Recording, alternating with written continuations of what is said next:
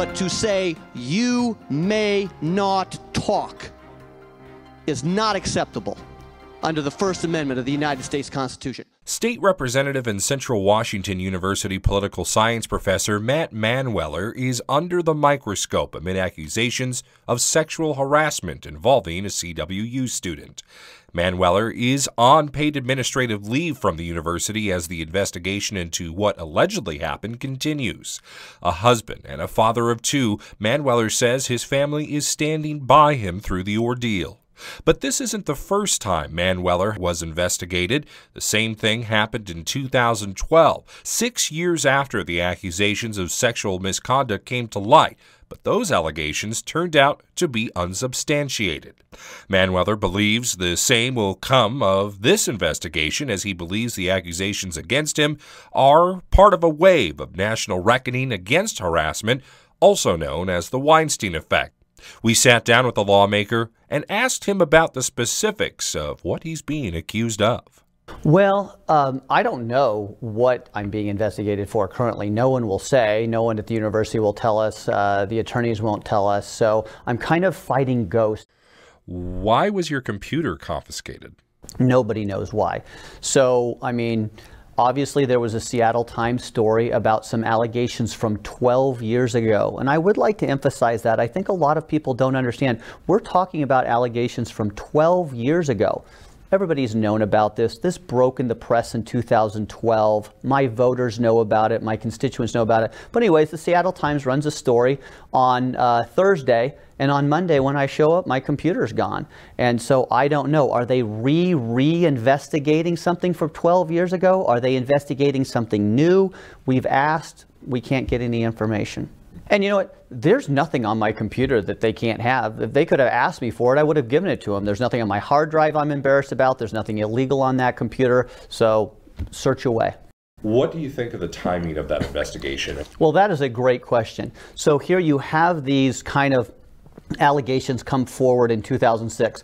The university knows about them. They sit in a file for 6 years. They collect dust. Nobody thinks they're credible or they have merit. And then 6 years later, I decide I'm going to run for state representative as a Republican. And all of a sudden, oh, now we need to go and investigate those files. We need to investigate those allegations. Why did they sit there ignored for 6 years and then all of a sudden become serious the very moment that I decided to run for office? As far as the accusations in those reports, they were unfounded. Eventually, they were deemed to be unfounded. Yes. Why is that? Well, because A, there was no evidence. There wasn't any evidence 12 years ago. There wasn't any evidence 6 years ago, and there's no evidence today.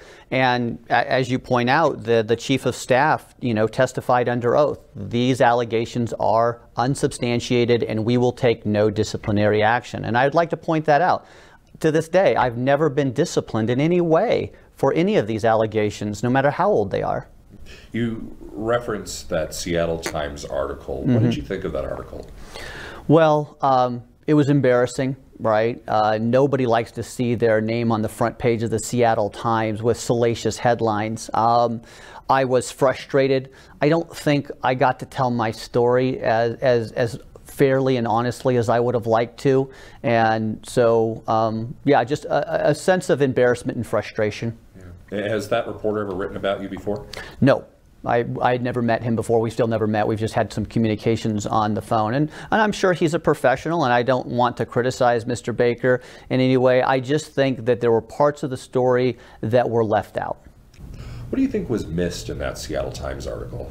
Well, I think there were a lot of key important facts that were glossed over. One, we had one of the women come forward after she found out her name was used and signed a sworn under oath declaration that says, I never accused Professor Manweller of anything.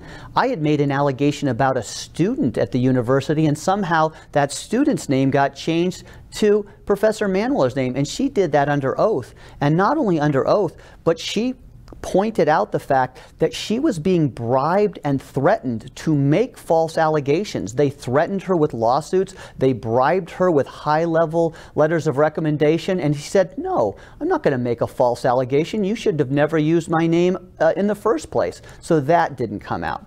I would also point out the fact that we caught the investigator lying in his final report.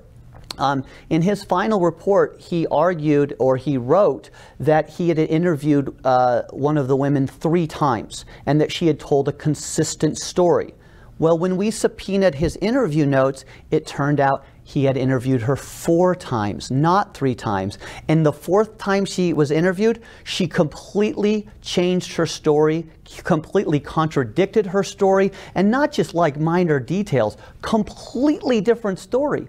So how did the story change? Well, the story changes so radically and drastically that they can't both be believed. In the initial story, she claims that I chase her through town for 1 hour in my car. And if you've been to Ellensburg, an hour car chase, you'd have to go around for 6 or 7 times, right? And then it ends with this kind of movie scenario where she jumps out of her car, runs into a crowded Starbucks, loses me in the crowd, and gets away, right? Now, 6 days later, when she's re-interviewed, she completely changes the story. We're on campus, where I'm chasing her by foot, and she loses me by hiding in the bathroom. They both can't be true. And I think that's why the investigator chose to drop one of them, because I think the investigator knew that if he told both those stories, there wouldn't be much credibility to them. So when he wrote his final report, he just left that last interview off. That never came to light in the Seattle Times article. And of course, I think the biggest thing that didn't come to light was the fact that the university paid me. The settlement agreement was, Professor Manweller, here is a big check in exchange for you not suing us. And we will take all of these documents out of your personnel file. So let's recap. A woman comes forward and says, I never made an allegation against Professor Manweller, and I don't know how my name was used.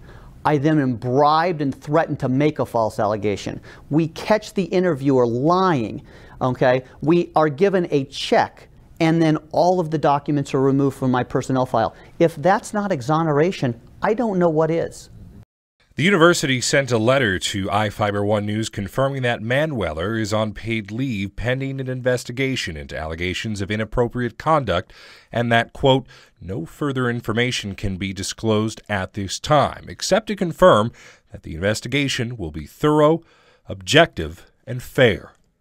But Manweller questions objectivity of the investigation after the results of the first go-around he had with the university back in 2012. Stay tuned for more of our exclusive interview with Matt Manweller.